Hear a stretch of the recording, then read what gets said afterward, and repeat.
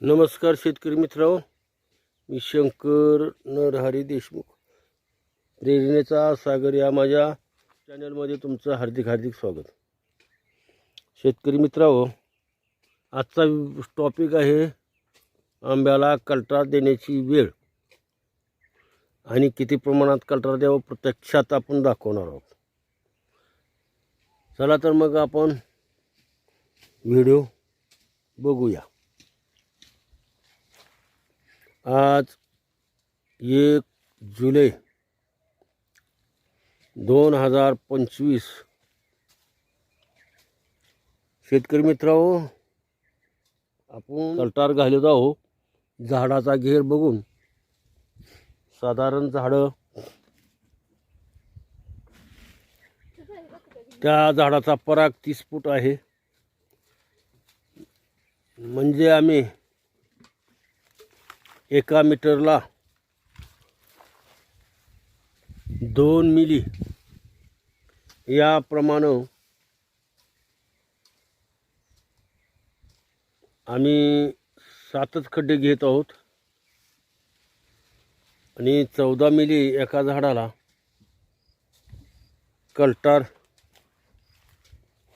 होतो. तर अशा प्रकारे आपण खड्डे घेतलेले आहेत. इथं आता मुळ्या आहेत, मुळ्या तुटलेल्या दिसतात.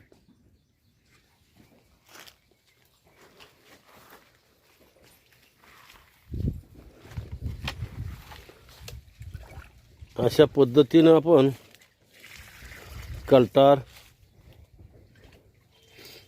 झाडाच्या जवळ मुळ्याच्या सानिध्यात पाणी करून ओतीत आहोत.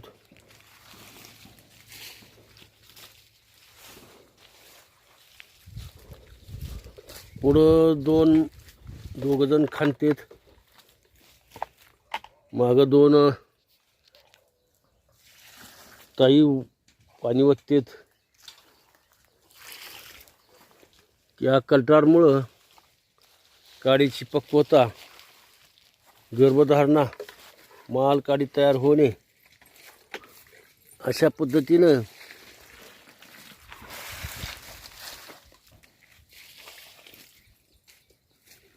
ही कल्टारची प्रक्रिया चालू आहे. झाडं अशी आहेत.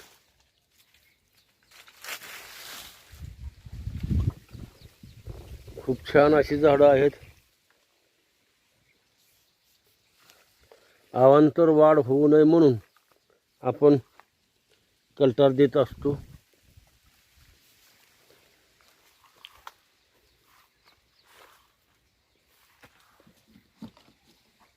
तर कल्टार किती द्यावं, कसे द्यावे, हा आजचा विषय आहे. शेतकरी मित्रांनो, उंची आणि रुंदी, झाडाचा जोम जर चांगला असेल तर 4-5व्या वर्षीच्या या रोपाला किमान 10 मिली तरी कल्टार द्यावे. बघताय आता ही झाडं जोमात आहे. कमी वयाचं जरी असेल तरी झाड किती जोमात वाढते बघा. ही खूप मस्त असं झाडाचा घेर बघा.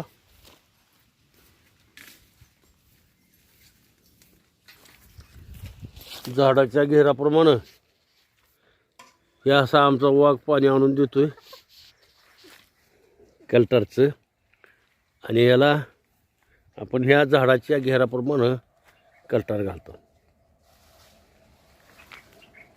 तर आजचा हा विषय होता कल्टार एका झाडाला किती द्यावे. तर झाडाचा घेर बघून 10 मिली, 12 मिली, 15 मिली असं जरी दिलं तरी चालतं. आणि खडकाचं रान असेल तर मग मात्र 6 मिली प्रति झाड. लागवड किती आहे, झाडाचा जोम किती आहे, ह्या हिशोबानं आपण कल्टार देत असतो. आजचा विषय एवढाच होता. शेतकरी मित्रांनो, आज आपण इथेच थांबू. थँक्यू.